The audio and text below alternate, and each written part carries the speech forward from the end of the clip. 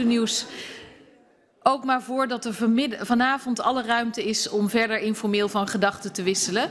Maar nu graag uw aandacht en stilte. Dank u wel. Bij ons is aangeschoven de heer Reinier van Zutphen, de nationale ombudsman. En hij gaat ons meenemen in het verhaal wat vertellen over de voortgang rond het rapport Kopzorgen van Caribische studenten. Hij heeft net aangegeven dat hij ook wat breder zal vertellen en ook bereid is om breder vragen te beantwoorden. Dus dat hoeft zich niet te beperken tot dit rapport. Er zijn natuurlijk vele issues die spelen en we kunnen ons voorstellen dat dat ook bij u leeft en dat u vragen hebt en dankbaar gebruik wilt maken van het feit dat we de nationale ombudsman hier in ons midden hebben. Dus op voorhand heel erg dank dat u de tijd en moeite neemt om hier bij ons te zijn. En het mooie is, ik zei dat net ook al, morgenmiddag tijdens de lunch als afsluiting van ons werkbezoek spreken we met Caribische studenten. Dus dat sluit ook heel mooi op elkaar aan. Meneer Van Zutphen, ik geef u graag het woord. Dank u wel, mevrouw de voorzitter. Ja, fijn dat ik hier een paar woorden mag wijden aan de kopzorgen van de studenten. We proberen natuurlijk die kopzorgen zo klein mogelijk te houden, dat doet u ook. Maar we zijn nog niet helemaal waar we wezen moeten, laat ik het voorzichtig zeggen. Maar naast de kopzorgen, dat is een mooi onderwerp, onder andere omdat daar in alle landen van het Koninkrijk aan gewerkt moet worden om daar een succes van te maken. Zijn er wel meer activiteiten, in ieder geval van de ombudsman in het Koninkrijk, die wat mij betreft wat aandacht zouden moeten krijgen. Dus ik maak van de gelegenheid gebruik om twee dingen te doen. Eerst iets voor te lezen uit het jaarverslag wat ik vorige week aan de Tweede Kamer heb aangeboden. En waar een passage ook in staat over die kopzorgen. En daarnaast even een paar dingen te noemen uit een brief die is gegaan naar een aantal belangrijke functionarissen in het Koninkrijk. Dat is een brief die is door de ombudsmannen gezamenlijk opgesteld. Eerst maar even op bladzijde 42 van het jaarverslag. Caribische studenten in Nederland. En ik lees u gewoon voor. Inwoners van Caribisch Nederland die in Europees Nederland willen studeren, hebben te maken met tal van administratieve uitdagingen. Ze kunnen bijvoorbeeld nog geen burgerservice-nummer aanvragen voordat ze naar Nederland komen. Dat is nog steeds de situatie. Ook konden ze tot voor kort geen aanspraak maken op de Nederlandse basiszorgverzekering. En daarnaast is de gegevensuitwisseling gebrekkig en is er geen automatische draagkrachtmeting als het gaat om het aflossen van studieschulden. Dit waren de knelpunten uit het rapport van 2020, december 2020, hebben we het gepubliceerd. We hebben een aantal aanbevelingen gedaan en er is werk verzet sindsdien. Dat resultaat is enigszins hoopgevend aan de ene kant en aan de andere kant is het teleurstellend. Laat ik beginnen met de hoopgevendheid. Van de kant van een heleboel onderwijsinstellingen in Nederland, de hogescholen, de universiteiten, wordt er echt heel actief gewerkt naar goede informatievoorziening, al niet alleen pas als je in Nederland bent, maar ook al daarvoor. Mijn collega Annemarie Tuskel, die dit rapport heeft gemaakt, begeleid en daarna ook de nasleep en het terugblikken op gebeurt er wat heeft verzorgd, heeft kunnen constateren dat vanuit de drie huizen, het Curaçao-huis, het Aruba-huis, het Sint Maartenhuis, actief wordt geparticipeerd in de richting van oplossingen voor onze studenten. Dat geldt ook voor een aantal departementen, maar toen we afgelopen week bij elkaar zaten, we hadden de tweede ronde tafel georganiseerd om te kijken hoe ver staan we nou precies. Ja, toen werd het me wel duidelijk dat we er nog niet zijn. In de eerste plaats, we hebben natuurlijk gehoord in het begin van dit jaar het enthousiasme over, we gaan het regelen met het BSN. En we gaan het regelen, BSN, voor iedereen die op een van de BES-eilanden woont, student of niet, allemaal een BSN-nummer. Die wetgeving die is nu onderweg. Dat zal het voor de studenten van Bonaire, Saba en Stesia eenvoudiger maken, want dan heb je al een BSN voordat je überhaupt de oceaan oversteekt. Dat zal anders moeten gaan voor de studenten uit Aruba, Curaçao en Sint Maarten. De Caz-eilanden, daar moet iets anders voor geregeld worden. Besluiten aangepast, maar vooral moet er bij DUO het een en ander geregeld worden, zodat mensen via DUO dat BSN-nummer kunnen krijgen voordat ze in Nederland beginnen. Dat was het besluit van de regering. Wij vroegen afgelopen week hoe ver staan we daar nu mee? En het antwoord is, dat gaat dit jaar niet lukken. Dus na ons rapport van december 2020, in 2021 was het een probleem, in 2022 is het nog steeds een probleem en in 2023 dus ook. En de mededeling was, we hopen het in april 2024 voor elkaar te hebben, zodat de generatie die volgend jaar gaat studeren in Nederland en uit het Caribisch deel van het Koninkrijk hier naartoe komt, dat het dan wel voor elkaar is. Maar, werd er dan bij gezegd, en u kent die slag om de arm wel, u mag me er niet echt aan houden. En dat zou ik nou juist zo graag wel doen. Dus als u nog eens een keer spreekt met mensen die daar verantwoordelijkheid voor dragen, dan zouden we toch wel, en met alle begrip voor ook technische hiccups en moeilijke ICT-voorzieningen, maar we zouden toch echt het zover moeten krijgen dat dan dat besluit van de regering van begin dit jaar ook echt uitgevoerd is. Zover is het nog niet. En het tweede wat ik daarover wil opmerken is dat aan de ene kant een beetje de euforie van het gaat nu lukken wel wat wordt gesmoord in de feitelijke situatie van vandaag de dag. Dat mensen nog steeds geen BSN kunnen krijgen voorafgaand aan hun vertrek naar Nederland. Dat ze eerst bij een Nederlandse gemeente moeten zijn ingeschreven. Dat dan pas het BSN-nummer kan worden verschaft. En dat dan pas andere deuren opengaan naar voorzieningen die studenten echt nodig hebben. En ik denk dat op de keper beschouwd dat na een verloop van tijd, maanden, weken, maanden, dat hij dan wel voor elkaar komt. Maar ik zou u vooral willen wijzen op de risico's die studenten lopen wanneer zij Aruba, Curaçao, Bonaire of welk van de eilanden dan ook verlaten en daar niet langer verzekerd zijn en dan naar Nederland komen en dus dan onverzekerd hier rondlopen. En dat vaak helemaal niet weten. En als ik dit zo zeg, dan moet ik meteen aandacht vragen voor de categorie die niet georganiseerd naar Nederland komt, maar die als free mover hier naartoe komt en dan nog veel meer problemen tegenkomt dan degene die begeleid komt. We weten dat vanuit Aruba en de BES-eilanden, Turangulu doet goed werk, maar ook vanuit Curaçao is er, SCC als ik het goed heb, is daarmee bezig om mensen te begeleiden. Dat gaat een tijd lang goed. Maar het is vooral diegene die als free mover naar Nederland komt en hier gaat studeren, die niet weet waar die aan toe is. Er zijn nog een paar andere problemen. Dat als je dan uiteindelijk in Nederland je zorgverzekering, wat heel erg belangrijk is, hebt geregeld, dan weten mensen vaak niet dat daarmee ook allerlei andere dekkingen vervallen. Als je hier in Nederland, iedereen, ook mijn dochter die net 18 is geworden, moet nu voor de WA verplicht verzekerd zijn. En die moet een aantal andere dingen doen en zelf regelen. Dat geldt voor iedereen. Maar als je met een pakketje hier naartoe komt en je denkt, oh, nu heb ik mijn zorgverzekering geregeld en mijn zorgtoeslag is ook in orde, dan moet je ook nog nadenken over al die andere dingen. Bijvoorbeeld moet je je verzekeren voor het geval er in de thuissituatie in Aruba of waar dan ook, welk van de eilanden dan ook, een ongeval, ziekte, terug willen keren. Dus wat is er allemaal nog nodig? Die informatie is er wel. Want dit koppel ik dan wel aan het gedeelte wat beter gaat. Dus die informatie vanuit de werkgroep. En moet ik het even goed zeggen, want dat heb ik opgeschreven, want ik vergeet steeds hoe ze heet. Maar dus die werkgroep die informatievoorziening voor elkaar begint te krijgen, die heeft dat keurig op een rijtje. Alleen het toegankelijk maken van al die informatie is nog weer eens een keer extra moeilijk. Dus inmiddels weten wij wel en hebben wij het op een rijtje, maar hoe zorgen we ervoor dat die informatie ook goed bij iedereen terechtkomt die hier gaat studeren? Dus nog even recapitulerend, het BSN-nummer is niet geregeld voor niemand op dit moment. Dat moet echt, die besluiten moeten uitgevoerd worden. De moeilijkheden die er zijn, die ervaren wij in vragen die studenten ons stellen en die we ook van de week weer aan de orde hebben gehad. Omdat gemeenten verschillend reageren op studenten die zich daar melden. Waar heb je recht op welke manier moet het gebeuren? Sommigen verwijzen naar de registratie niet ingezetenen, dat blijkt niet helemaal correct te zijn. Dus dat is onduidelijk. Er moet echt ook daar, liefst op zo kort mogelijke termijn, voor al die studenten die binnenkort naar Nederland gaan komen om te studeren, moet die informatie helder en duidelijk zijn. En we moeten ervoor zorgen dat bij de BHP-registraties, bij de Vereniging voor Burgerzaken, die informatie helder en aanwezig is. Van tevoren waarschuwen, zo doe je dat en zo los je het op. Dat kan volgens mij, de ombudsman kan het overigens niet. Maar ik verwacht dat de overheden, de administraties, dat die dat wel gaan doen. Er is veel goede wil, maar we moeten nu ook zorgen dat die goede wil wordt omgezet en inderdaad mensen welkom heten en zorgen dat ze hier kunnen zijn. Een ander punt waar ik graag uw aandacht voor wil vragen, dat is toch nog maar weer opnieuw die basiszorgverzekering. Dat was een groot probleem, dat weten we allemaal. Dat staat dus ook in ons rapport van december 2020. Daar moet iets aan gebeuren. Het is onduidelijk. Het gaat over het ingezetene begrip.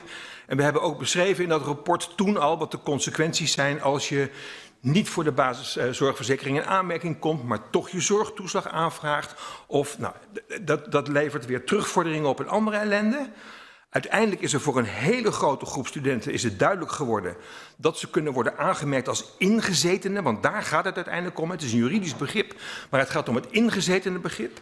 En het is de Sociale Verzekeringsbank die dat begrip toetst En er is gezegd, als je meerjarige opleidingen komt volgen in Nederland, dan is dat in principe ben je dan ingezetene. Maar ik zeg er al bij, in principe, want er is geen harde regel, die heeft het SVB tot op heden niet gegeven. Er is geen harde regel die zegt, als jij een opleiding volgt die meer dan 3 jaar gaat duren, dan ben je zonder meer ingezetene in de zin van de wet. En dan kun je die verzekering aanvragen en je toeslag krijgen.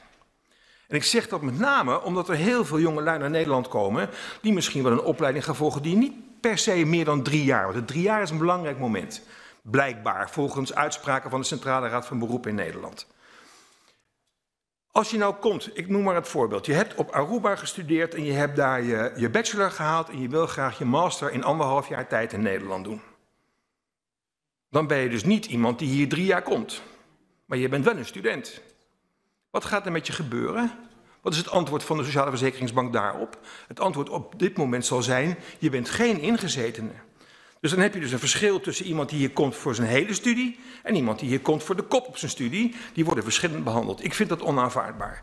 Dus ik vind dat we met z'n allen moeten zorgen dat als je een serieuze student bent van een van de eilanden en je komt hier serieus studeren, en daar gaan we van uit, dan ben je gewoon ingezeten. Dus ik hoop echt dat we het zover krijgen dat als je hier vanuit de landen en de eilanden in het Caribisch gebied naartoe komt om te studeren en je kunt laten zien dat je ingeschreven bent, dan zou je ook wat mij betreft moeten worden aangemerkt als ingezetene en die zorgverzekering moeten kunnen sluiten.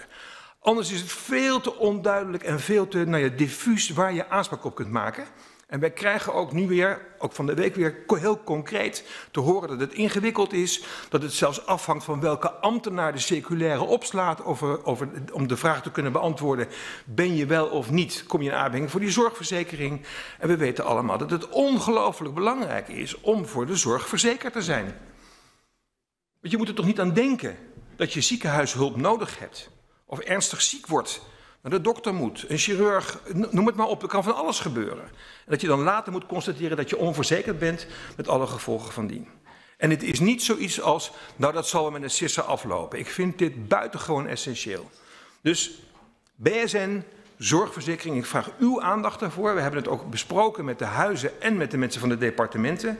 En ik zeg in een tussenzin dat ik wel wat teleurgesteld was over de inzet van de Nederlandse departementen bij die laatste bijeenkomst. Ik had gehoopt dat daar mensen zouden zijn die het rapport hadden gelezen, het al langer kenden, al eerder betrokken waren geweest. Maar er waren toch weer te veel nieuwe ambtenaren op dit dossier naar mij toegestuurd. Waardoor ze zeiden, ik zal nog eens even, als ik een vraag stelde werd er gezegd, nou, ik ben pas gisteren bij deze kwestie betrokken geraakt. Ik schrijf nu heel erg mee en ik hoop u binnenkort antwoord te kunnen geven, letterlijk citaat. Dat schiet natuurlijk na 2,5 jaar rapport niet op. Dus we moeten ook ervoor zorgen dat degenen die verantwoordelijk zijn op de departementen en in de eilandsregeringen echt aan de slag gaan. En het is dus niet alleen maar hier in Nederland waar het moet gebeuren, maar het moet ook gebeuren in de andere landen van het Koninkrijk en natuurlijk ook op de BES. Maar ook de verantwoordelijkheid van de regeringen en de parlementen in het Koninkrijk gezamenlijk is van groot belang. We moeten met z'n allen ervoor zorgen dat de mensen goed voorbereid, goed geëquipeerd, met de juiste verzekering, met de goede verwachtingen en de juiste enzovoort op stap gaan en gaan studeren. En dat de informatie die wordt gegeven in de landen voorafgaand, dat die adequaat en in orde is. En ik heb gedacht, nou, waarom zouden we niet ervoor zorgen, er gaan zoveel mensen van hier naar overzee om daar werkbezoeken af te leggen, ik zelf ook met mijn collega's. En als we nou zouden afspreken dat iedereen die daar naartoe gaat, dat hij gewoon 1 uur in de examenklas van een school gaat vertellen hoe het is.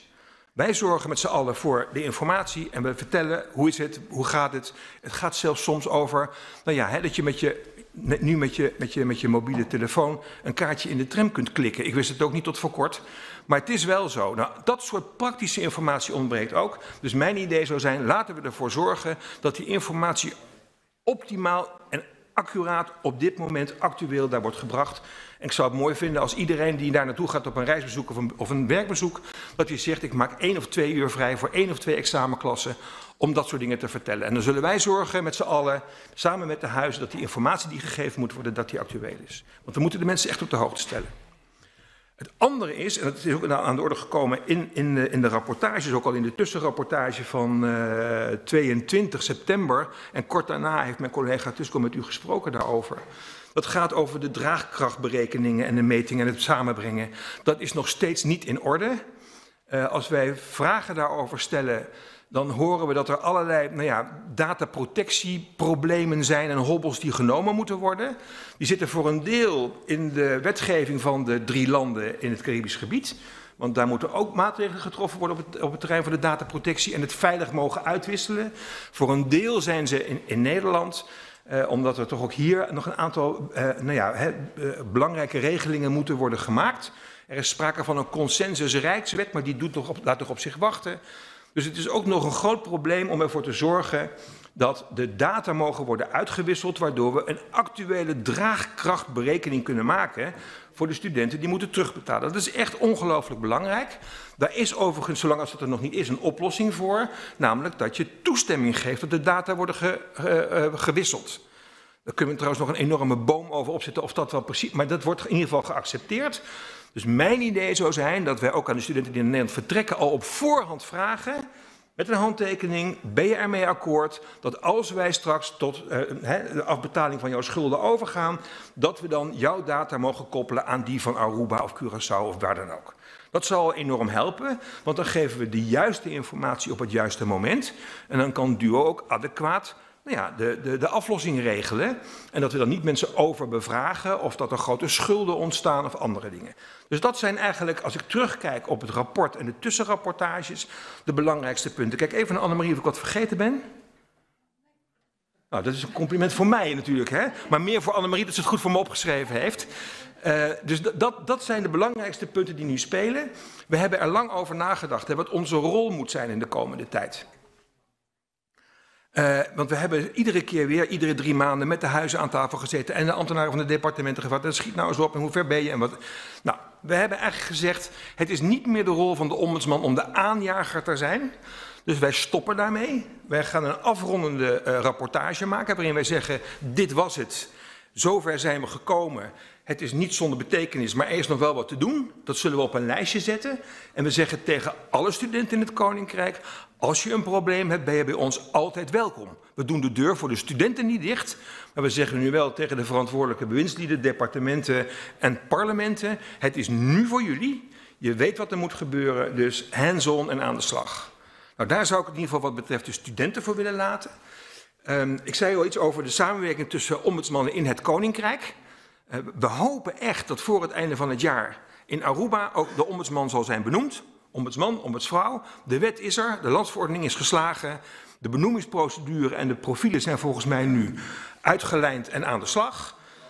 Ik heb erop vooruitgelopen door al met de collega's van Sint Maarten en Aruba en Curaçao af te spreken dat het eerstvolgende overleg van ombudsman in het Koninkrijk in Aruba zal zijn, met een datum daarbij. Dus als u op tijd bent, dan zijn wij dat ook. Dus we hopen echt dan de nieuwe collega te kunnen verwelkomen.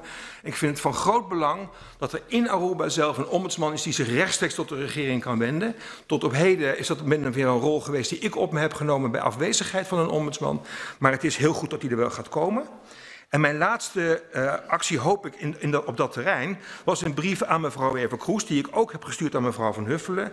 En dat was eigenlijk het resultaat van een conferentie die de ombudsman van Curaçao, meneer Kingsley Conceição, heeft georganiseerd eind vorig jaar. En het was met name het thema rondom armoede op alle eilanden. En u weet dat wij daarover geschreven hebben al een aantal malen. Zowel over ouderen als over jongeren. Nou, u kent ongetwijfeld die 3 rapporten die er zijn, samen met de kinderombudsman overigens ook geschreven. Wij hebben in die conferentie een aantal dingen naar voren gebracht waarvan wij vinden dat ze in alle landen van het Koninkrijk, voor iedereen die in het Koninkrijk woont, of daar inwoner is of burger is, zou moeten gelden. Ik lees u maar gewoon even voor en ik ben natuurlijk, als u die brief zou willen hebben, kan ik u zo een linkje sturen of via de griffier het laten toekomen. Het eerste is, en dat hebben we al vaker benoemd en bepleit, er moet een instantie komen die misschien een beetje lijkt op een juridisch loket, zoals we dat in Nederland nu op dit moment kennen, maar breder dan dat. Wij merken als ombudsman dat het heel erg nodig is dat mensen ondersteund worden bij het begrijpen van brieven, het snappen van procedures, het aanvragen van voorzieningen, soms de weg niet weten, soms ook wel wat angst hebben om het te vragen, want je kent de repercussies niet. Er zijn soms taalproblemen.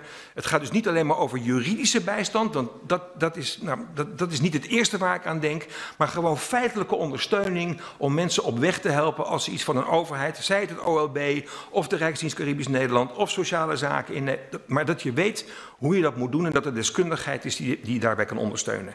Dat geldt niet alleen maar voor de BES-eilanden. Dat geldt ook voor de 3 landen, want dat is heel hard nodig. En we hebben gezegd, er moet iets komen, ik lees het u maar even voor. Er moet van overheidswegen een gratis voorziening worden gecreëerd, zoiets als het juridisch loket, waar de burger terecht kan met vragen die onder meer, maar niet alleen betrekking hebben op zijn rechten.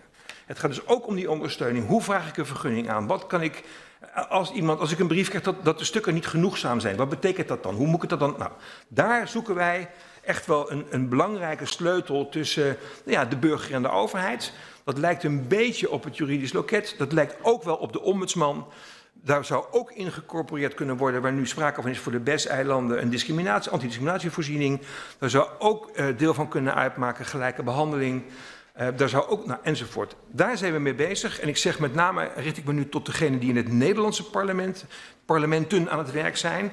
Het lijkt erop dat het in Nederland uit elkaar begint te lopen. We hebben komt een soort van visie van de minister van Justitie en Veiligheid. En tegelijkertijd, als het gaat over de gelijke behandeling en het college gelijke behandeling en de antidiscriminatievoorziening, lijkt het erop dat Binnenlandse Zaken daar ook weer een eigen traject aan het aflopen is. En ik zou het heel zonde vinden als die 2 niet op tijd en snel bij elkaar worden gebracht. Het mag u zwaluwstaarten noemen, het kan me niks schelen.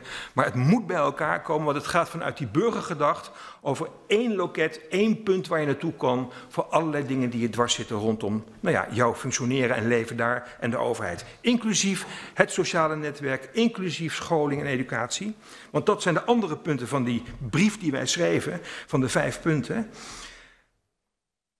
Dus naast die individuele adequate ondersteuning, zeg maar op het nuldelijnsniveau zou je bijna zeggen, moet er ook komen voor iedereen die in het Caribisch deel van het Koninkrijk woont een sociaal vangnet. Dat is er nu niet of veel te rudimentair, veel te klein. Het bestaande sociale vangnet moet aanzienlijk worden verbeterd en daarbij moet extra aandacht worden besteed aan het institueren van schuldhulpverleningstrajecten. Dat is een van de dingen waarvan we ook hebben geconstateerd dat die op veel eilanden echt niet of nauwelijks of in ieder geval veel te beperkt aanwezig is. Mensen in de schulden en armoede moeten echt geholpen worden. Dat is niet alleen maar, dat is altijd het geval. En dat moet dus ook voor het hele Koninkrijk gaan gelden. We hebben gesproken ook in die conferentie rondom armoede ook gesproken over taalbeheersing en de meertaligheid. En eigenlijk werd er gezegd, ja, die meertaligheid, dat is nou juist de kracht van de eilanden. Hè. Daar zit een mogelijkheid omdat mensen, Papiamento, maar ook Engels of Spaans of Nederlands beheersen. Buit dat nou uit ook in het onderwijs. Dat was een breed gedragen conclusie, hè. Niet alleen maar van de ombudsmannen, maar van iedereen die daar in die conferentie heeft deelgenomen. We hebben het gehad natuurlijk over de relatie taal en arbeidsmarkt, want daar zit ook een groot probleem. En de aansluiting daarvan, nou, dat is grote woorden, maar wel belangrijk in de 5 punten die we hebben benoemd. En we hebben het natuurlijk gehad over kinderen en toegang tot onderwijs. En dat geldt niet alleen maar voor kinderen met een gewoon of bovengemiddeld verstand, maar het geldt juist voor die kinderen met een zekere beperking als het gaat om leervermogen. En die moeten echt ook op hun niveau de kwaliteit krijgen, zodat zij later ook in staat kunnen zijn om deel te blijven nemen aan de samenleving. En tenslotte gaat het om het recht van senioren.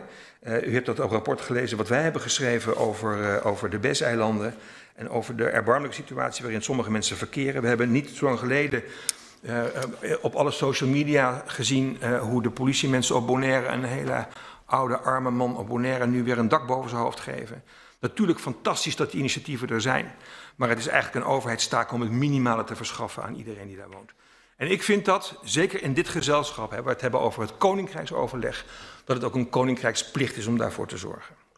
We komen, en Annemarie is daar druk mee bezig om te schrijven, met een soort van overkoepelende visie over armoede. Dus het gaat over de 3 rapporten die we hebben geschreven voor de BES. Die gaan we ook bespreken eind van het jaar met de collega's. En ik denk dat wat wij nu aan het schrijven zijn en maken zijn, dat het heel erg lijkt op wat de collega's ook al aan het maken zijn als het gaat over die visie op armoede en wat er moet gebeuren. En tenslotte op onze ombudsagenda. En alle stukken die ik u heb genoemd kunt u vinden op onze website. De ombudsagenda, dat is ons programma voor het lopende jaar, die we iedere keer weer een beetje bijstellen met nieuwe onderwerpen. En daar vallen soms dingen af als we ons werk hebben gedaan. Op de ombudsagenda staat vooral ook voor in een samenwerkingsprogramma met de collega's van Curaçao en Sint Maarten ook arbeidsmigratie, migratie in zijn geheel. Hoe wordt er met mensen omgegaan? Welke kansen hebben ze op de arbeidsmarkt? Welke effecten heeft het? En hoe is het uiteindelijk gesteld met de behoorlijke bejegening? Want daar zou ik me willen afsluiten. En wij zijn geen rechters, wij zijn soms wel jurist, of we zijn jurist geweest, zeg ik er wel eens een beetje grappend achteraan. Maar waar wij nu van zijn, dat is vooral van, doen onze overheden op een normale, verstandige manier hun werk en behandelen ze, bejegenen ze de mensen in ons koninkrijk op een goede manier, zoals dat hoort. Dank u wel. Dank u wel, meneer Van Zutphen. Dank u wel voor uw zeer helder betoog en ook voor al het werk dat daaraan vooraf gegaan is, de totstandkoming van het rapport. Mevrouw Tuskel, u zit achter mij. Veel dank ook. Ik weet dat u en uw team daar heel veel tijd en energie in hebben gestopt en dat leidt dan uiteindelijk tot dat rapport. U gaf aan in uw betoog de nodige verbeteringen, hoopvol, maar ook nog heel veel werk aan de winkel. Dus ook veel zorgpunten. En ik zag dat de collega's daar ook op aansloegen. Dus ik kan me heel goed voorstellen dat er nog verduidelijkingsvragen zijn of überhaupt punten die de collega's nog willen inbrengen. En ik wil daar alle ruimte voor bieden. Dan begin ik met mevrouw Van den Berg.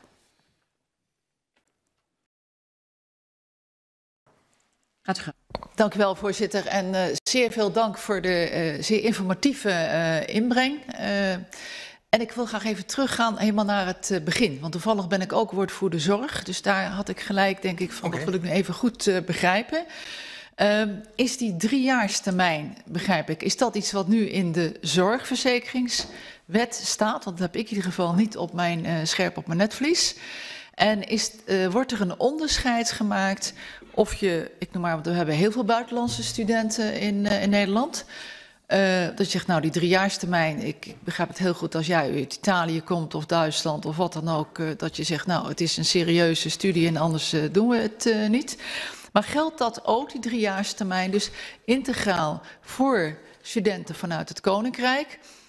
Of is daar een aparte regeling voor? Want dat zou ik dus graag juridisch willen weten. Want ik vind het nog wel een verschil of je een student bent uit het Koninkrijk, of dat je een student bent uit de EU, of dat je een student bent vanuit Verwegistan.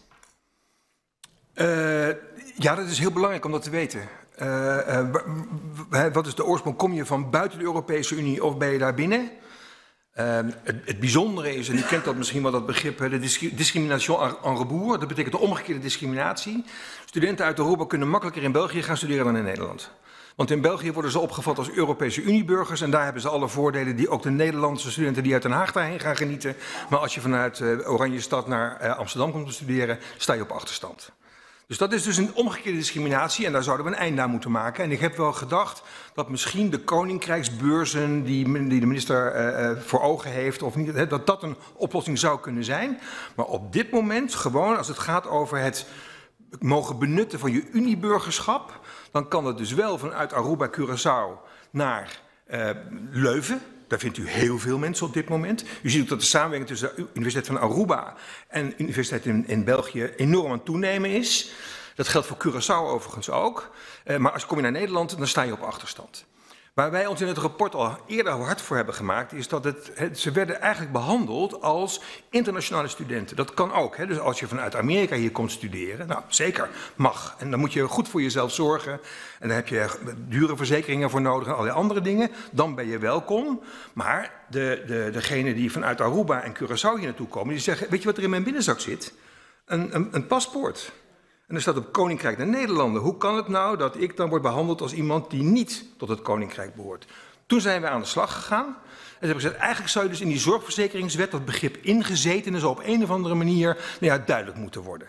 Want dat is het. Als je als ingezetene wordt aangemerkt door de Sociale Verzekeringsbank, dan kwalificeer je voor de zorgverzekering. Maar dan ben je dus in de zin van de zorgverzekeringswet ingezetene, kun je ook verzekeren en krijg je je zorgtoeslag daaraan gekoppeld.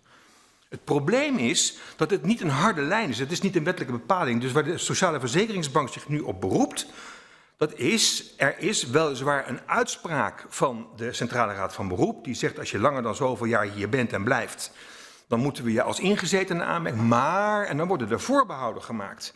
En die voorbehouden, hoe die worden gebruikt, is niet duidelijk. Dus ik wil heel graag dat er een heldere regel komt, zodat iedereen die hier komt studeren weet, ik kwalificeer als ingezetene of niet.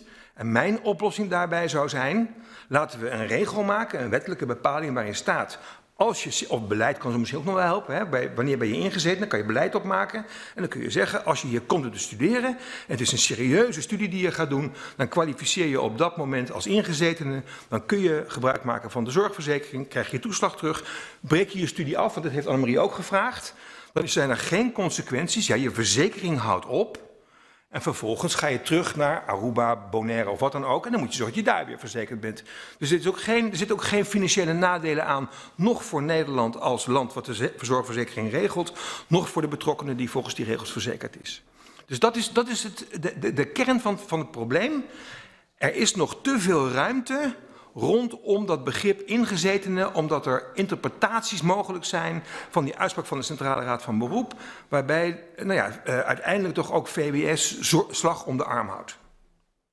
Voorzitter, dat is in ieder geval heel duidelijk, dat de definitie van ingezeten, dat heb ik nu even op mijn netvlies staan, dat ik daarnaar moet kijken. En de tweede vraag was dat u aangaf van laat iedereen die daar op bezoek gaat naar een examenklas gaan en wij hebben de informatie. Ja. Nou, of dat gaat gebeuren, dat wordt dan vaak toch weer vergeten of wat dan ook. Dus ik zit naar een wat andere oplossing te zoeken. Begrijp ik dat u intussen al wel zo'n heel informatiepakket heeft? Ja, en dan zou ik zeggen, dan zou het toch de plicht zijn van de universiteit of de hogeschool die jou hier ontvangt, dat voordat jij hier komt, dat we jou dat pakket toesturen. Dus ik zit even te kijken naar een praktische oplossing. Net zoals meneer Nijpels net aangaf, hoe moeilijk moet het zijn op Bonaire om 3 elektrische bussen te laten rijden. Ja. Tamelijk moeilijk, kan ik u verzekeren. Maar goed, ja. Er is nu, als ik de naam van meneer Bormans hier laat vallen en zijn commissie aan het werk is, dus de voorzitter van de Hogeschool in Rotterdam en anderen samen overigens, is daar heel hard gewerkt met groot resultaat, veel informatie verzameld. Maar waar het nu om gaat, dat was ook wel het gesprek wat we van de week hadden, is hoe ontsluiten we dat op een goede manier voor studenten. Het is digitaal beschikbaar, maar we moeten de decanen op de scholen in de landen op de hoogte stellen van waar het vindbaar is. We moeten misschien ook wel wat educatie erbij geven aan die decanen, dat ze weten wat ze hun studenten moeten vertellen. In ons onderzoek, en Annemarie kwam veel van die studenten tegen, zeggen ze ja, we hebben wel een docent biologie en die heeft ook in Nederland gestudeerd, maar dat is 30 jaar geleden. Dus die weet niet meer hoe het nu toe gaat. Dus waar het om gaat is dat we mensen die weten hoe het nu gaat, verbinden met de studenten, maar ook met de decanen daar. Dat kan, zo'n programma. En iedereen die een slimmere oplossing heeft dan, we gaan allemaal een uurtje praten, is natuurlijk van harte welkom, want daar gaat het om. Maar de informatie, kijk even naar Annemarie, de informatie die wordt op dit moment en is ook al in grote hoeveelheden beschikbaar. Ja, het wordt door de regiegroep Studie Succes.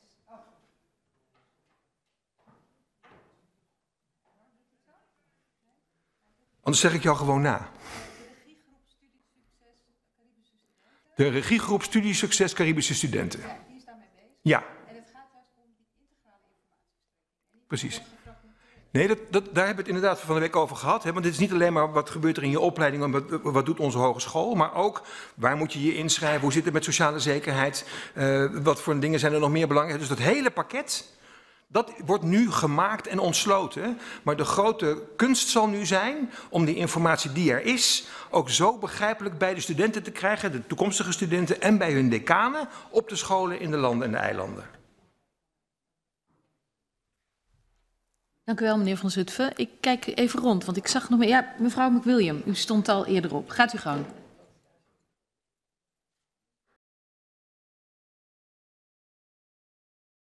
Dank u wel, mevrouw de voorzitter. Bedankt nogmaals voor uw introductie en uw uitleg. Jammer genoeg moet ik nog horen dat de teleurstellend is. Het is echt niet anders, maar we moeten doorgaan. En als leden van het parlement, zeker vanuit de Caribische delen van Nederland, is het ook aan ons om ook ons werk te doen en ervoor zorgen dat onze regeringen ook de nodige inzet doen om die aanbevelingen aan te pakken. Ik heb 2 vragen om te beginnen. Het DUO zou een impactanalyse maken. Want het idee was om die BSN te verstrekken via de DUO. Wat is het resultaat van die impactanalyse van DUO? Want dat ben ik niet bekend ermee.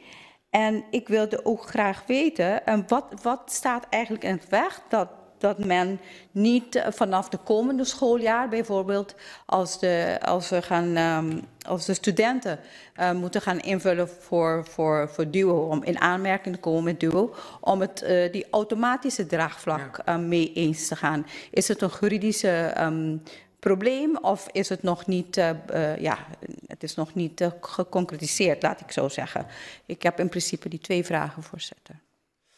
Ja, hele duidelijke vragen en belangrijke vragen ook. De impactanalyse, ik denk dat die, maar Annemarie zal me misschien verbeteren, die is gedaan.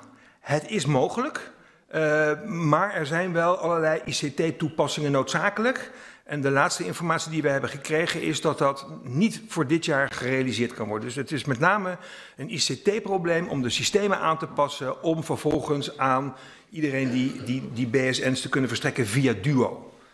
De regelingen die daarvoor nodig zijn er al wel.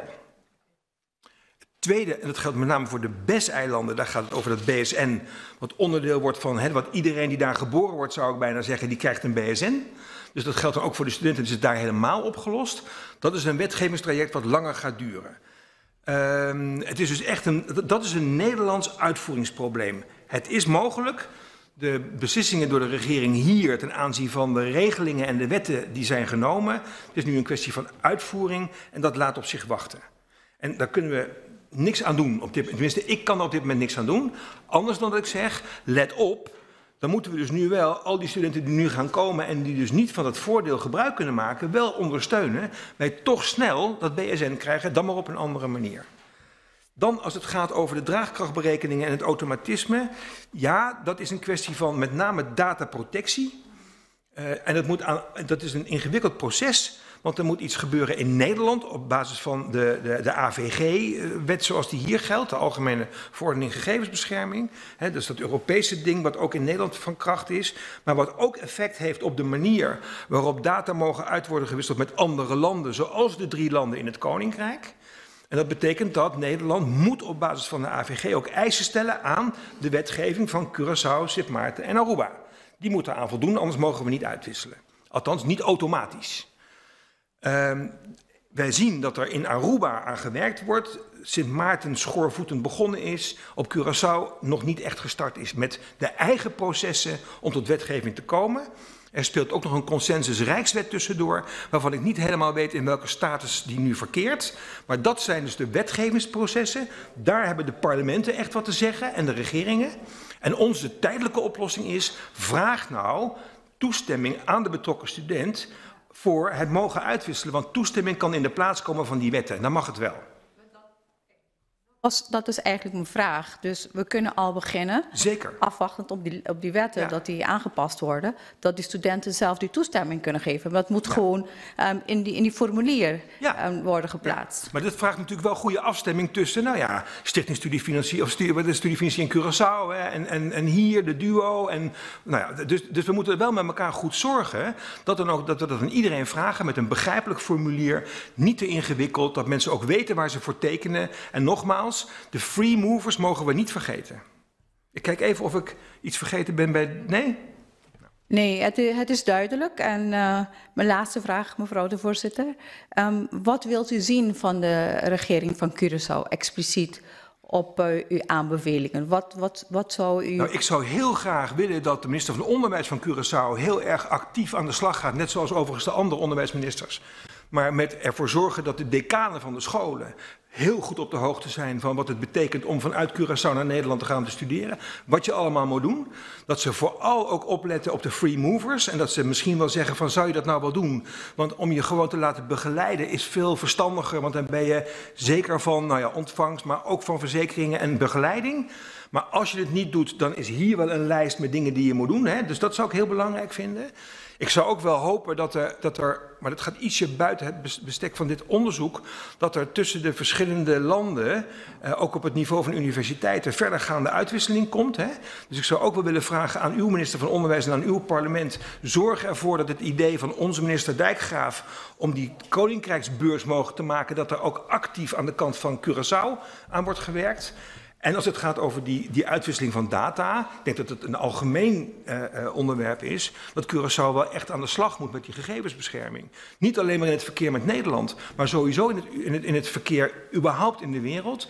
Want de dingen waar wij tegenaan lopen voor de studenten als ze naar Nederland komen, gelden natuurlijk ook voor studenten als ze naar Canada of naar Miami of naar waar dan ook gaan.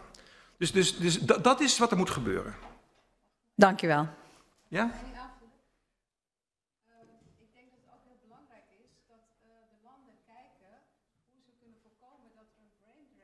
Ja. Dus dat studenten ook terugkeren naar de landen, want die blijven eigenlijk liever in Nederland. Heeft iedereen dat gehoord? Ja. De brain drain, hè? Dus waar zouden de landsregeringen en de landsparlementen voor moeten zorgen? Dat is ook dat ze een aantrekkelijk land zijn en blijven voor studenten om terug te keren. Dat kan natuurlijk ook helpen als je ervoor zorgt dat studieschulden op een goede manier kunnen. Wij horen heel veel verhalen over mensen die met een grote schuld teruggaan naar de eilanden. En dan eigenlijk, als je terug bent, is je schuld verdubbeld. Want een euro hier is niet hetzelfde als een gewisselde euro daar. Aantrekkelijk maken, en we hebben natuurlijk artsen nodig op alle eilanden, we hebben goede juristen nodig op alle eilanden, we hebben goede docenten nodig op alle eilanden. Daar iets voor in het over opzet en overeind houden is heel erg belangrijk. Laatste vraag, mevrouw voorzitter. Ik wil het toch even over de taalbarrière. Ja. Afgelopen dinsdag zijn we samen met Curaçao, parlementsleden, collega's van Curaçao naar Haagse Hogeschool gegaan. Hadden we een hele mooie gesprek met de studenten. En wat naar voren is gekomen, en dat vond ik best wel interessant. En de vraag is er een onderzoek erover gedaan? Dat de studenten die in hun studie in het Engels beginnen en gewoon een studie in het Engels doen in plaats van in Nederland, dat ze wel verzekerd zijn en dat ze meer slagings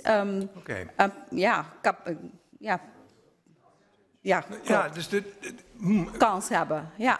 Ik kan niet zeggen, ik heb het daar gelezen en dat onderzoek is gedaan. Wat wij wel weten uit ons eigen onderzoek is dat de Nederlandse taal een barrière is. Hè? Omdat als je Nederlands, ook al ben je met een 8 van het VWO gekomen, van het Radulfus, dan nog steeds is dat niet hetzelfde als wanneer je hier in Nederland 6 jaar lang Nederlandse taal op de middelbare school hebt gehad. Dat vertellen mensen ons ook. U vindt ook wel mooie interviews met studenten hier. Dat lukt overigens wel in de loop van de tijd om daar wat verbetering in te brengen. En ja, het is waar dat als je in de Engelstalige programma's komt, dan heb je wat grotere gelijkheid. Want wij spreken net zo slecht Engels als jullie. Juist. Dus is ook, als je allemaal net zo slecht Engels spreekt in dezelfde klas, dan heb je een gelijk speelveld. Ja. Dus dat durf ik daar wel over te zeggen. Maar het is wel mooi om een onderzoek te doen hieromtrent. Zeker, er zijn heel veel onderzoeken over taal gedaan. En wat wij dus in die brief aan de minister-presidenten hebben geschreven en aan de verantwoordelijke ministers, dat is, als je nut uit dat je zoveel talen spreekt. En zorg ervoor dat dat dus iets is waardoor je aantrekkelijk bent in opleidingen, maar ook in de arbeid. En daar zit echt een kans. Dank u wel. Meneer Van Zutphen, u merkt er is veel belangstelling. Ik zal voor de goede orde, zodat ook alle leden weten dat ze gezien zijn en aan de beurt komen, de volgorde opnoemen. Mevrouw Wuiten, daarna even met een vraagteken mevrouw Trompli. Ja, de heer Osepa, de heer Rozenmuller en tot slot mevrouw Lopez Tromp en de heer Nascimento. Ja. Dan geef ik het woord aan mevrouw Wuiten. Gaat u gang. Dank u wel, voorzitter. En dank meneer Zutphen voor het enorme passievolle en gedreven betrokkenheid bij de Caribische deel van het Koninkrijk. Het is elke keer geweldig om elke keer weer van u te horen. En dat u dat daarin vastbijt. Ook ongelooflijk goed samenwerkt met de andere ombudsmannen en vrouwen van de Caribische landen. Artikel 43. Elk der landen draagt zorg voor het verwezenlijken van de fundamentele menselijke rechten en vrijheden, de rechtszekerheid en de deugdelijkheid van bestuur. En het waarborgen van deze rechten, rechtszekerheid, is een aangelegenheid van het Koninkrijk. Met name met betrekking tot de punten die u met betrekking tot onderwijs noemt, maar ook de andere aanbevelingen die u aangaf naar aanleiding van het armoedediscussie en senioren en andere groeperingen binnen de samenleving die kwetsbaar zijn. In hoeverre heeft u de tendens om met de ombudsmannen dus wat dat betreft die aanbevelingen te koppelen aan wellicht een mankement van artikel 43? Is mijn eerste vraag. Want dat vind ik wel een interessante, want dat betekent dat we daar dus te reactief en te weinig preventief mee omgaan met die waarborgfunctie. Dus legt u die relatie tussen artikel 43 ja en nee en werkt u doet samen met uw collega ombudsmannen en vrouwen. Fijn dat u ons ook herinnert aan de kansen van de Koninkrijksbeurs. Ik had die motie voorgelegd in de Tweede Kamer. Ik zal er ook voor waken, kijken en volgen hoe die uitvoering van die motie in de Koninkrijksbeurs plaatsvindt. Om te kijken of we inderdaad deels van de problemen die u schetst daarin ondergebracht zien. Het andere punt heeft te maken met de laatste vragen en de discussie die er was over brain drain. Vorige week is er een nieuwe motie aangenomen in deze Kamer. En die is mede ondertekend door mevrouw Van den Berg en ook door mevrouw Kamminga. Waarin we het met name hebben gehad over onderwijs niet als ontwikkeling, maar ook als economische diversificatiestrategie. Om dus inderdaad brain drain te voorkomen. En die motie is ook breed gedragen. Dus dat is ook een informatie naar de collega's dat jullie kunnen volgen dat we die motie hebben ingediend en dat hij het ook heeft gehaald. Wat zegt het dictum van die motie? Verken in hoeverre hybride samenwerkingsvormen op het gebied van tertiair onderwijs, dus bijvoorbeeld een John F. Kennedy School van Harvard, een University of the West Indies, University of Curaçao en een Universiteit van Amsterdam, willen een programma aanbieden en wel op Curaçao. Bijvoorbeeld of op Sint Maarten of op Aruba. En kunnen dat doen zodanig dat als er een student het eerste jaar in Nederland onderwijs heeft genomen en zegt ik wil een aantal semesters van een opleiding die daar wordt aangeboden, van een onderwijsprogramma dat daar wordt aangeboden, met mijn duo, en daar ligt dus ook mijn vraag, op de eilanden zelf doen. Dat het kan, is dat een vraag. En dat er dus bij wijze van spreken ook een Nederlandse student die een programma zou willen volgen op de eilanden, want daar ontstaat het verdienmodel natuurlijk als economische diversificatie, dat ook zou kunnen doen. Dus de vraag is, zijn er op het huidige duo wetgevingsconcept barrières die dat voorkomen? Want ik vind het in ieder geval interessant. Daarom hebben we hem ook als onderzoeksmotie ook voorgelegd, om dat eens te onderzoeken. Zodat je ook voorkomt dat die brain drain en het loslaten van je oorspronkelijke eiland waar je bent geboren en getogen, dat je dat minimaliseert. Ja, ik ga nu verder met het examen afleggen, denk ik. Even maar eerst naar 43. Kijk, ik probeer die discussie over 43, ik zeg het maar heel eerlijk, echt te voorkomen, want hij leidt tot niks. Omdat ik redeneer vanuit fundamentele rechten. Dus we hebben met z'n allen, alle landen in het Koninkrijk hebben het EVRM ondertekend. Daar horen allemaal waarborgen bij. Dan ben ik meteen klaar. En dan, anders krijg je nog weer, maar in Sint Maarten hebben ze grondwettelijke toetsingen. En in Nederland hebben ze dat niet. En waar zit dat hof dan? En wat zegt meneer de Boer ervan? Nee, als ombudsmannen kijken wij gewoon, zijn die principiële waarden waaraan we allemaal onze handtekening hebben verleend, zijn die toepasselijk. En daar is natuurlijk, moeten we voor elkaar zorgen. Het is nog steeds met de wil elkander bij te staan. En dat kun je noemen waarborg of anders. Maar het maakt me niet zo heel veel uit hoe we het formuleren juridisch. En ik zei al, ik positioneer mezelf vooral als een voormalig jurist. Want als ik in de 43 discussie terechtkom, dan moet ik heel veel lezen en leren en weer opschrijven. En tegelijkertijd doe ik dat ook omdat vanuit mijn rol als ombudsman van de BES 43 geen betekenis meer heeft. Dus daar houdt mijn bevoegdheid in ieder geval op. Dus ik kom die 43 discussie niet tegen. Wel met de collega's, hoe zouden we dat moeten doen? En daarom hebben wij ervoor gekozen, in ieder geval heb ik ervoor gekozen, om in de gesprekken met de collega's, als het gaat over menselijke waardigheid, humaniteit en recht, om er dan voor te zorgen dat we redeneren vanuit de beginselen zoals die in het EVRM zijn neergelegd, want daar zijn we allemaal aan gebonden. Bent u dus ook van mening dat die onvoldoende zijn geborgd? Nou, laat ik voorzichtig kritisch zijn, zoals altijd. Ik vind dat we, als het gaat over het naleven van het EVRM... en met name als het gaat over een aantal belangrijke arresten uit Straatsburg... dat daar de koninkrijksverantwoordelijkheid voor de tenuitvoerlegging tekortschiet. Daar horen we ons te committeren als koninkrijk aan het resultaat wat de rechter voorschrijft.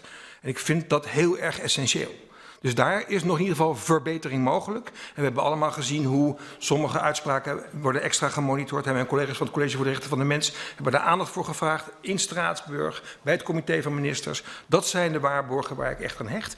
En ik vind het heel erg belangrijk als het gaat over de situatie in de penitentiaire inrichting in de verschillende landen en eilanden. Maar ook over de zorg voor vreemdelingen. En, dat zijn allemaal dingen die gewaarborgd worden door het artikel... al die artikelen van het EVRM. En dat is ik zou bijna zeggen, mijn anker als het gaat over het waarborgen dat mensen tot hun recht kunnen komen in het Koninkrijk. Iets over die motie die u noemde. Ik zag hem heel snel voorbij komen.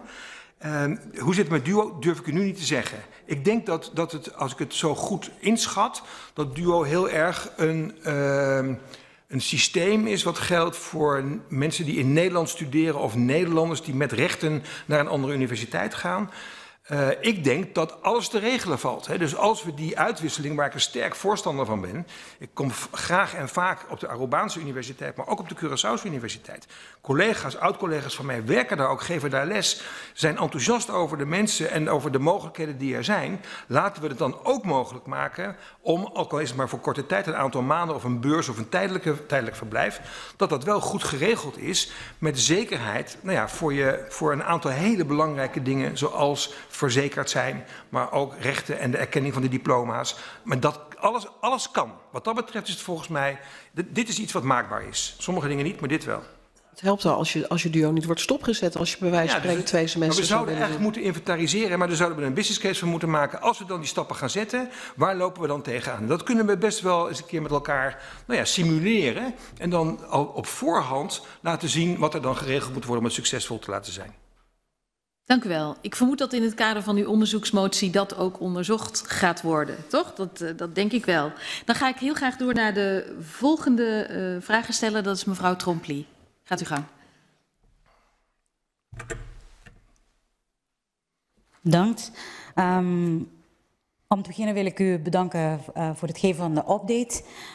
Dit is echt uw rapport ben ik al heel lang mee bezig.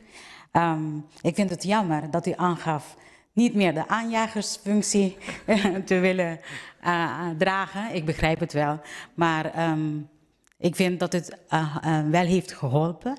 Ik vond het jammer. Nee, voordat ik met mijn vragen begin. Ik moet me aansluiten aan de bedankwoorden die mevrouw Wuiten heeft geuit. Want uw rapport heeft veel dingen gesignaleerd waarvan we op de hoogte waren. Ik ben zelfs een student hier geweest, dus ik herken ze allemaal. En dat is meer dan 25 jaar geleden. Ja. En ze zijn nog steeds een probleem. Dus er is geen oplossing voor gekomen. En dat het onze startpositie echt moeilijk maakt. En de kans dat we onze opleiding afronden echt beïnvloeden. Ik heb het meegemaakt. Als ik in mijn vriendenkring kijk, zijn er een heleboel die hebben afgehakt. En naar huis zijn gegaan met een grote lening, hoge lening en zonder diploma. Dus ik denk dat we echt wat aan moeten doen. Ik vond het jammer te horen over die BSN-nummer. Ik was blij, hartstikke blij, dat ook al is het in 2024, ik had verwacht dat het echt geconcretiseerd ging worden. Maar ik hoorde ook uw antwoord op McWilliams' vraag. De beslissingen zijn genomen. Dus eigenlijk is het meer, de knelpunten zijn organisatorisch en infrastructureel. Dus ik denk dat we werk hebben, dus mijn collega's uit Nederland en wij, om aanjagers te zijn.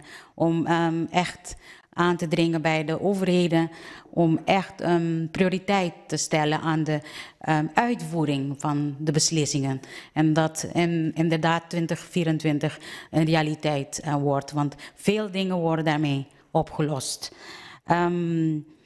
Over die decanaatfunctie. Ik weet dat de regie Studie Succes beslissingen hebben genomen over die decanaatfunctie. Dat tussen de eilanden ze daaraan gaan werken.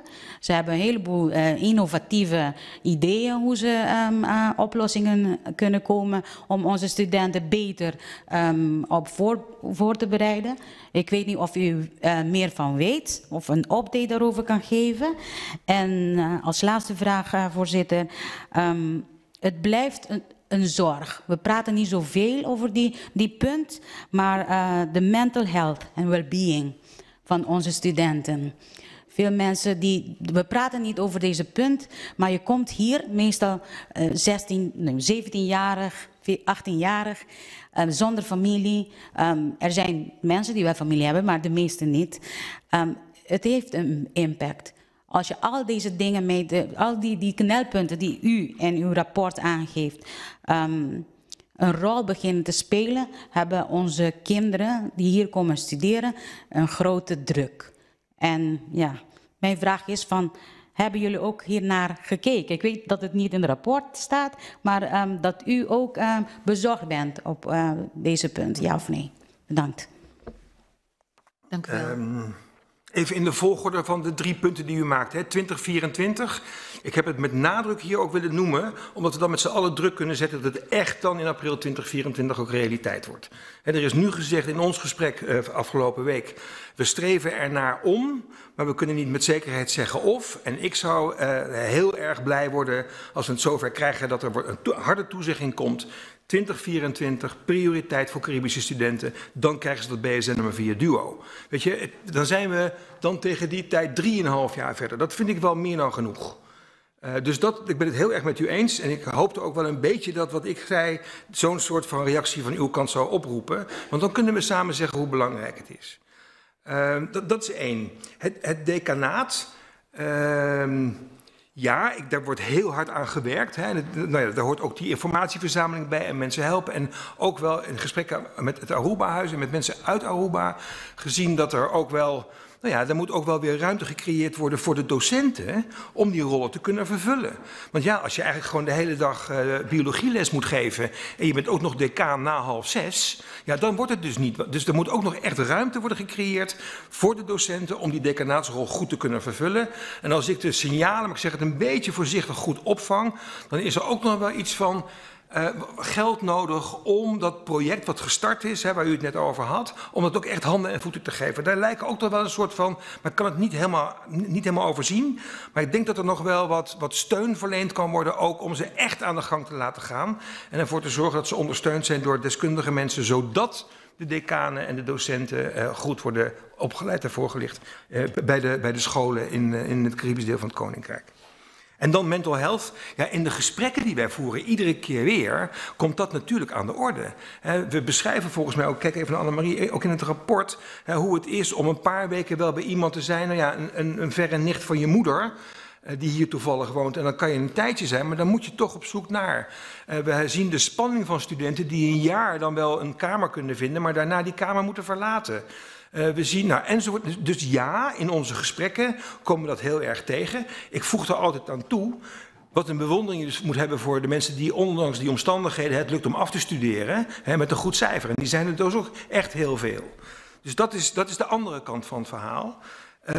En ik denk dat het heel belangrijk is dat we dat ook echt onder ogen zien. En u zei net dat u 25 jaar geleden, misschien zelfs ietsje langer geleden, hier naartoe bent gekomen.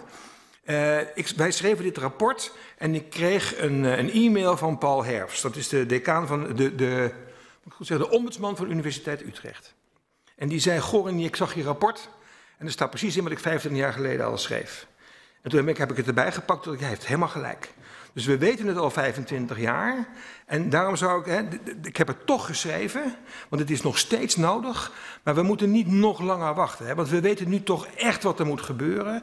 En dus die druk die moeten we er ophouden. Dus dat ik nu zeg, maar ik ga niet nog een keer een ronde tafel organiseren. En niet nog, dat wil niet zeggen dat ik mensen laat ontsnappen. Ik zal ze wel in de greep houden. Om iedere keer weer te vragen, en waar ben je nu? En hoe staat het nu? In alle gesprekken, ook met u, maar ook met degenen die in de departementen verantwoordelijk zijn. En dat uiteindelijk moet bijdragen, terug naar die mental health, dat moet uiteindelijk bijdragen aan het geluk van de studenten hier. Niet alleen maar tijdens de studie, maar vooral ook daarna. Nou. Dank u wel. Dan heb ik nog op mijn lijstje staan de heer Osepa, de heer Rozenmuller, mevrouw Lopez-Tromp en de heer Nascimento.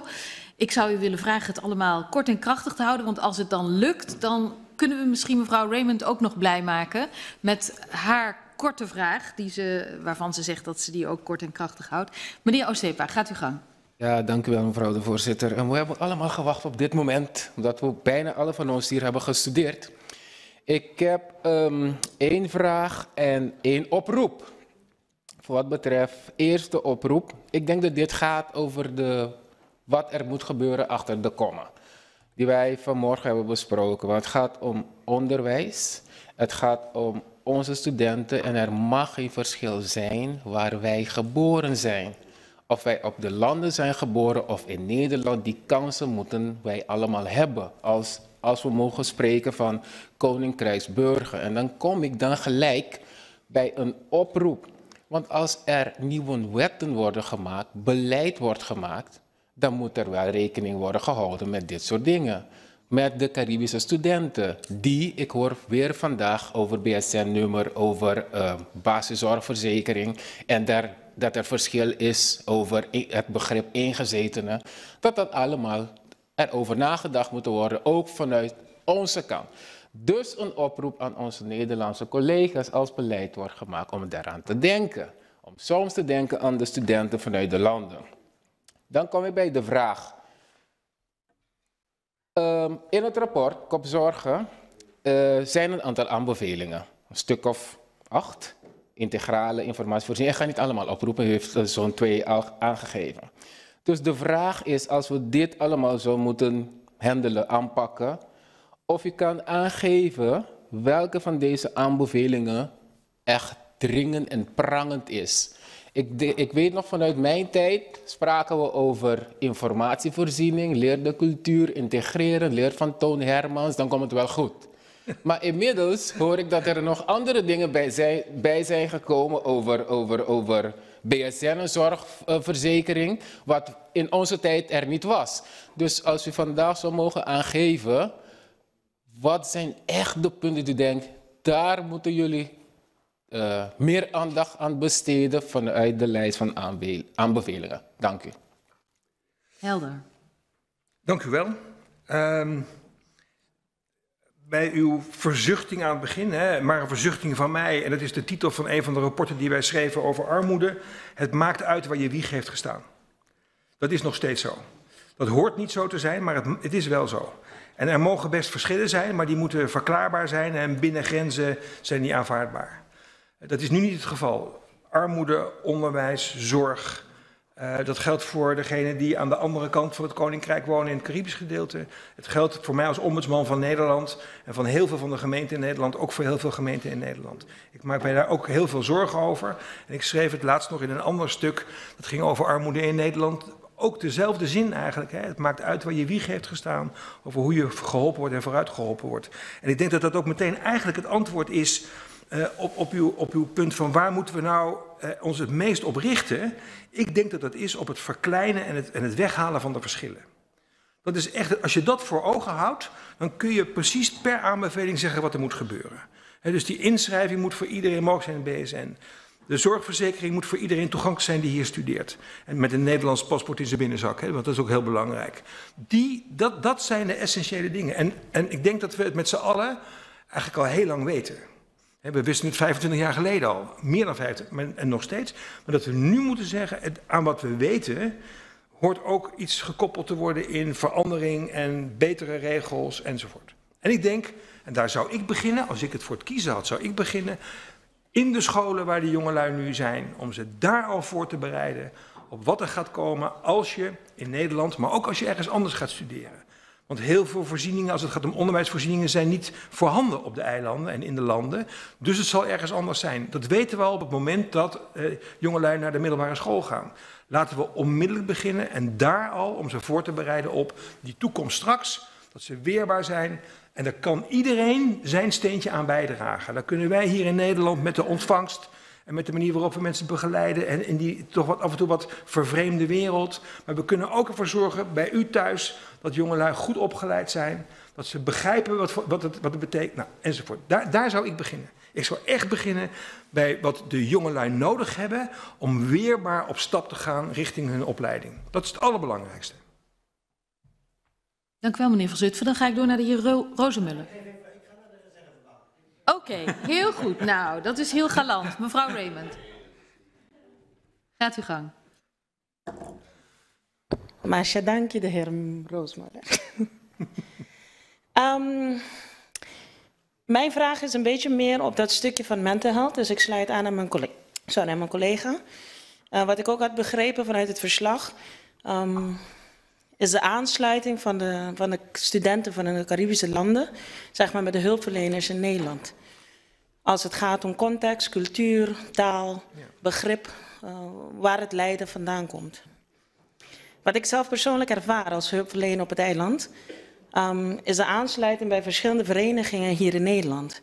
Dus als je je beroep wil verder stimuleren, of tenminste up-to-date wil blijven, is het een lange weg om aan te sluiten bij de verschillende verenigingen. Niet alleen qua prijs, maar het is ook uitnodiging, stel nou online of via Zoom, bij verschillende mogelijkheden om jezelf verder te bijscholen.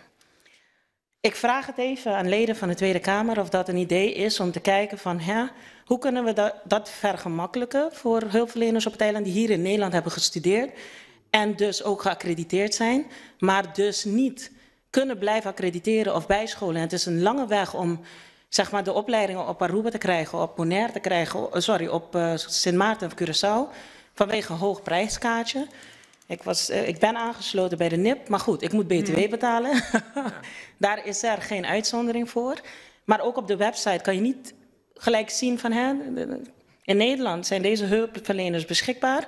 Maar stel nou dat je toch de voorkeur hebt voor een andere type hulpverlener die bijvoorbeeld uit een andere land komt binnen het Koninkrijk. Dit is een lijstje van hulpverleners waar je jezelf toe kan wenden. Dus ik mis de aansluiting voor de Caribische studenten in ieder geval, waar ze informatie kunnen vinden. En het vergemakkelijken van hulpverleners van de eilanden die dat hulp kunnen bieden op zo'n platform zoals een vereniging hier in Nederland.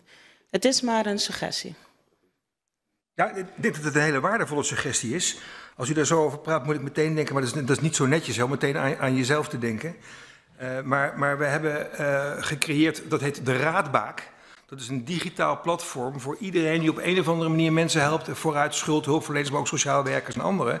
En daar verzamelen we 800 mensen bij elkaar die aan het uitwisselen zijn. En als u dit zo zegt, denk ik, nou, ik zou eigenlijk wel heel graag ook in die community ook nu mensen van de eilanden, van de landen over zee willen hebben. Want dat kan ons enorm helpen en wij kunnen misschien ook wel heel veel bieden.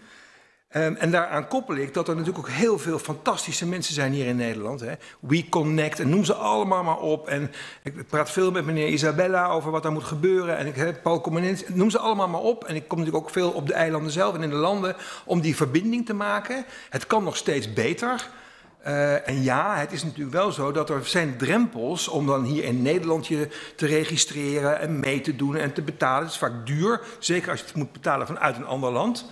Dus daar zouden we nog wel een keer naar kunnen kijken. Het is natuurlijk weer niet de overheid, dus ik ga er niet echt over. Maar bijvoorbeeld over die registraties waar u iets over zei, hè, daar kan ik natuurlijk misschien wel iets over zeggen. En het gaat met name als het gaat over BIG-registraties. Nou, dus er zijn een aantal dingen die u aanraakt die belangrijk zijn. En ik wil niet hier een soort van indruk achterlaten dat ik degene ben die alles wat er gebeurt slecht vindt. Want ik zie ook een heleboel goede dingen gebeuren. Ik zie goede studenten.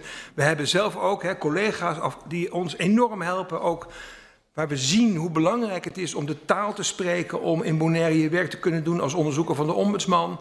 Hoe belangrijk het is om dat niet 1 keer te doen, maar regelmatig en de ervaring te hebben. De manier waarop je vervolgens om kunt gaan met de community hier in Nederland. Nou, dat is heel erg belangrijk. En dat heeft ook wel te maken vervolgens met, nou ja, misschien ook wel kunnen werken aan die mental health die je ook even noemde aan het begin. Dat daar ook wel de sleutel ligt naar het echte begrip. En u weet, een ombudsman zegt altijd, het begint met goed luisteren. Dus als je in staat bent om te luisteren, liefst in de taal die iemand zelf 's morgens bij het ontbijt spreekt, dan kom je een stukje verder. En daar zit zeker nog allerlei mogelijkheden van verbetering.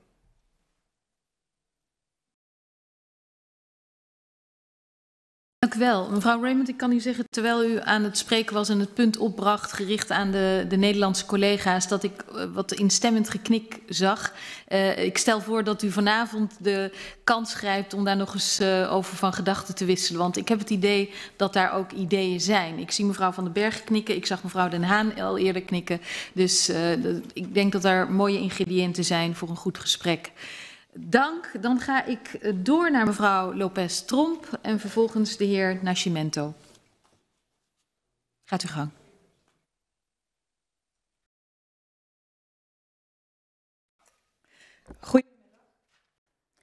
Ja, bedankt voor uw uiteenzetting. Interessant, ook om het rapport na bijna 3 jaar weer door te nemen en te kijken wat de stand van zaken is. En natuurlijk blij met wat is doorgegaan en in afwachting van wat nog moet komen. Ik heb een praktische vraag. Vele vragen zijn al gesteld. Ik heb begrepen, en misschien weet u daar meer van of kunt u meer over uitleggen, dat er een wet is in Nederland die toestaat dat studenten of free movers die hier komen wonen en studeren, dat ze eigenlijk volgens die wet niet alleen per se een echt thuisadres hoeven te hebben, maar ook een briefadres mogen hebben. Is dat waar? En wat zijn dan de gevolgen daarvan? Want in de praktijk begrijp ik dat er studenten zijn die daardoor in de problemen komen, ondanks dat die wet dat toestaat en dat bepaalde gemeentes dat toestaat, omdat Nederland kampt met een heel groot woningsproblematiek. En dat geldt dan ook voor onder de studenten. Mijn vraag is dan, hoe worden die studenten dan beschermd als ze uiteindelijk alleen met zo'n briefadres blijven en dat ze misschien zelfs uitgebuit kunnen worden door bedrijven die hun dat verkopen? En ik wil weten of u daar weet van heeft en hoe dat aangepakt kan worden of eventueel als het mag volgens de wet, hoe die studenten beschermd kunnen worden hiertegen. Want ik kan me hun wanhoop wel indenken, maar natuurlijk wil iedereen liefst een echt adres. Dank u wel. Meneer Van Zutphen. Dat briefadres is niet bedoeld voor de studenten. Het gebeurt wel. Het gebeurt wel. En ik raad het iedereen ten sterkste af. Het geeft verwarring, het levert later heel veel problemen op. Het gaat om, dit kan je BSN-aanvraag blokkeren. Je bent niet goed vindbaar voor de... Nou, dus er zitten allerlei hele negatieve kanten aan. Ik kan me wel begrijpen waarom mensen soms die mogelijkheid gebruiken. Maar het is er uitdrukkelijk niet voor bedoeld. En misschien als je een tijdje lang ergens verblijft, tijdelijk, dat je nog zou kunnen zeggen, nou, maar het blokkeert zoveel. En kijk ook even naar Annemarie, wat jij daarvan vindt. Dat briefadres, en we zien het niet alleen maar bij studenten uit het Caribisch deel van het Koninkrijk, maar dat het gebruik van het briefadres kan voor zoveel mensen zoveel narigheid betekenen. Omdat als je het gebruikt en het is niet voor jou bestemd, dan heeft dat allerlei consequenties.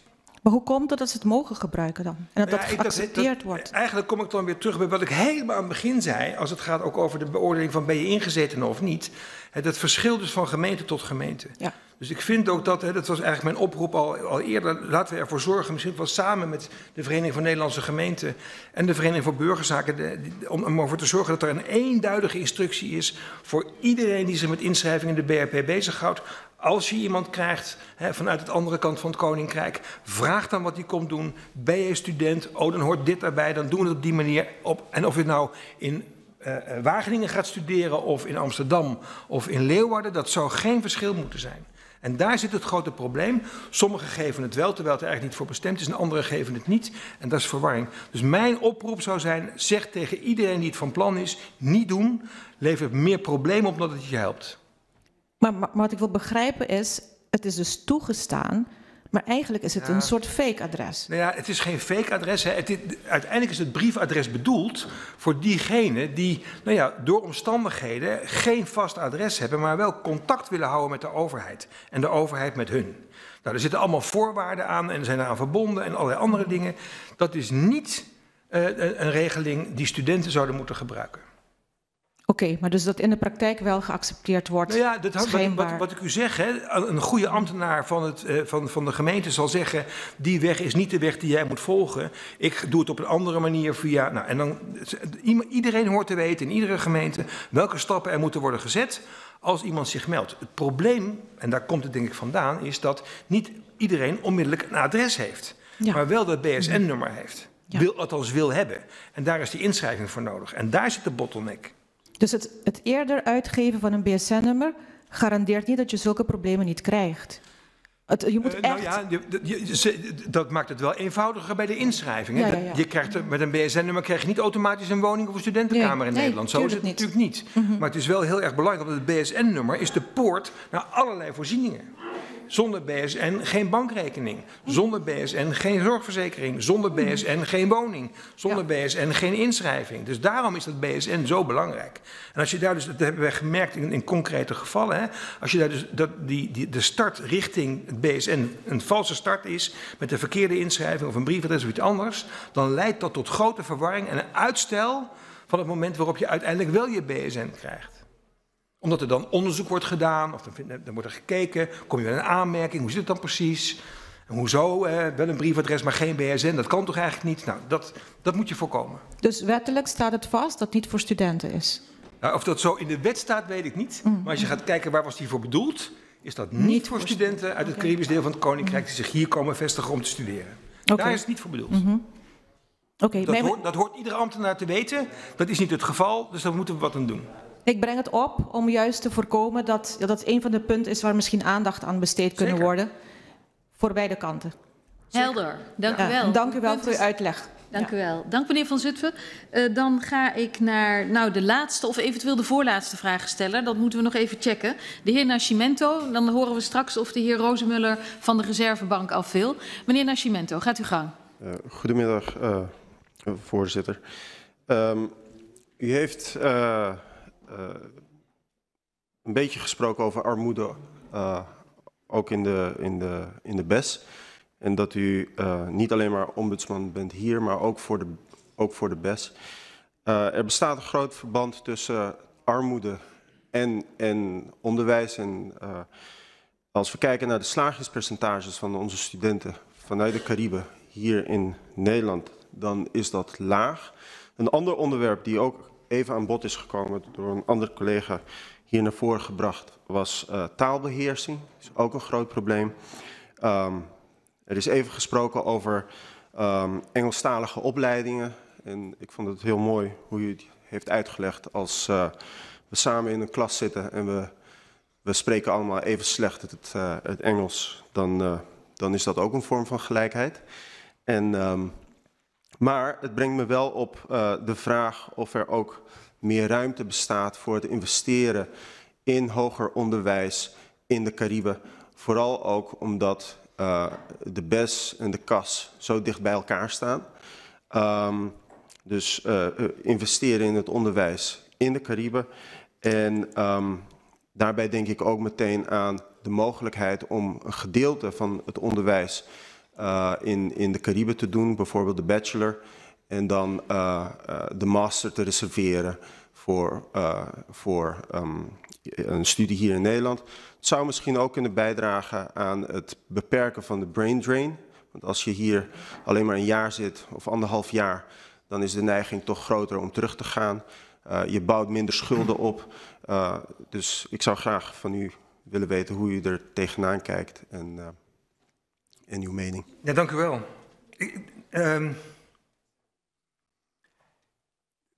Even beginnen bij BES en CAS. Ik denk dat wij ons hier in Nederland onvoldoende realiseren hoe er familiebanden zijn. En hoe je je opleiding doet, of je geboren wordt op Bonaire, met je ouders meegaat een tijdje naar Curaçao en daar je lagere school doet, je basisschool. En dan vervolgens naar Aruba gaat omdat je vader of je moeder daar een baan krijgt en daar je middel. En dat gaat met werken ook zo. Hè. We zien dat mensen van het ene naar het andere eiland, en die trekken zich niks aan van koninkrijksgrenzen en zeker niet van interne koninkrijksgrenzen. Dat beseffen, ik zeg het wel eens, en misschien is dat een beetje, nou ja, ik durf het wel te zeggen. Wij denken, als je in Nederland geboren bent, ga je daar nooit meer weg. Dus dat zal in Bonaire ook wel zo zijn. En dat is dus niet zo. Want als je dus Bonaire denkt, oh, of Curaçao is een land en je bent in een land geboren, dan ga je nooit weg. Iemand die daar woont, werkt, snapt hoe het in elkaar zit, die weet dat er familie zit op, nou ja, noem het maar, welk eiland dan ook. Hè, overal vandaan. Mensen hebben een hele diverse achtergrond en ze bewegen. Dat is wel essentieel om te snappen wat het is ook in de cultuur en in de taal. En wat voor extra problemen en barrières dat oproept. Maar ook welke enorme voordelen er zijn als je zo'n multiculturele, als ik dat woord hier mag gebruiken, achtergrond hebt. Dat is echt heel belangrijk. En dat investeren in onderwijs moet dus niet zijn zoals wij hier, ik zeg maar even wij zoals we hier in Den Haag zitten, wij ons onderwijs inrichten. We moeten kijken naar hoe halen we het niveau wat nodig is om succesvol te studeren in welk ander land dan ook. Hoe zorgen we ervoor dat we een samenleving krijgen waar mensen wel met elkaar kunnen blijven praten, ook al is een achtergrond divers. En hoe houden we het niveau zodanig dat nou ja, degene met capaciteiten en leerkansen, dat die kansen ook krijgen. En als dat niet op het eigen eiland is of in het eigen land, dan zou het misschien ergens anders moeten zijn. Dus het vraagt om een wat andere manier van kijken dan ik denk dat wij hier gewoon zijn in Nederland om te kijken naar onderwijs. Omdat de situatie verschilt. De manier van nou ja, samenleven verschilt, de manier van bewegingen die je maakt verschilt. Kijk, als je van Amsterdam naar Rotterdam gaat verhuizen, dat is natuurlijk heel erg als je in Amsterdam woont. Of als je als Rotterdammer en Amsterdammer ineens naast je krijgt. Maar het is toch nog steeds in Nederland. En de verschillen zijn niet heel erg groot. De verschillen zijn wel veel groter als het gaat om het Caribisch gebied. En ze zijn aan de andere kant weer veel kleiner, omdat wij denken dat er grenzen zijn die de facto eigenlijk geen grenzen zijn. Dat gaat ook over bijvoorbeeld de ouderdomsvoorziening. Ik kwam mensen tegen op Saba die tegen me zeiden, ja, maar ik ben een tijdje leraar in Aruba geweest. Daarna ben ik een tijdje heb ik in Zandvoort voor de klas gestaan. Toen ging ik terug, heb ik een tijdje in Bonaire de scholengemeenschap gediend als leraar in Nederlands. En toen ging het nog. En nu zit ik op Saba, die moet iedere maand mijn krant opsturen dat ik nog steeds leef. Aan de SVB in Nederland, aan de SVB in Curaçao. Het is ietsje beter geworden, maar dat idee, dus dat benul en besef, en daarom is uw vergadering zo belangrijk, dat je dat aan elkaar vertelt. Hoe dat daartoe gaat en wat dat betekent voor de wetten en de regels die je maakt en de manier waarop je naar mensen kijkt en ze helpt om op dat niveau te komen, zodat ze ook met die opleiding terug kunnen. En niet alleen maar de academici. Hè. Het gaat heel erg ook over mbo-mensen die hier een opleiding krijgen, die daar niet voorhanden is, om daar te kunnen bouwen. Dat is, nou ja, goed, het is een beetje een hartekreet en een soort van droomwens van mij, maar dat wij hier snappen hoe het daar is. En ik denk, ja, ik heb het zelf denk ik wel langzamerhand een beetje in de gaten. En daarom vertel ik het graag op deze manier. Dat is volgens mij essentieel. Heel mooi. Dat zijn prachtige woorden om mee af te sluiten, meneer Van Zutphen.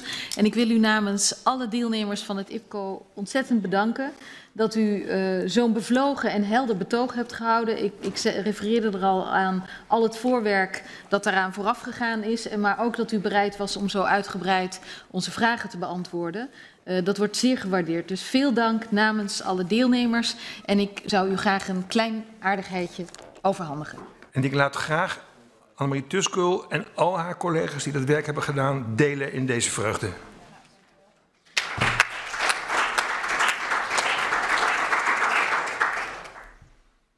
En ik krijg het cadeautje. Ja. En dan mag u delen met wie. Dat zal ik zeker doen. Heel erg bedankt. Heel fijn. Dank u wel. Heel goed. Dank u wel.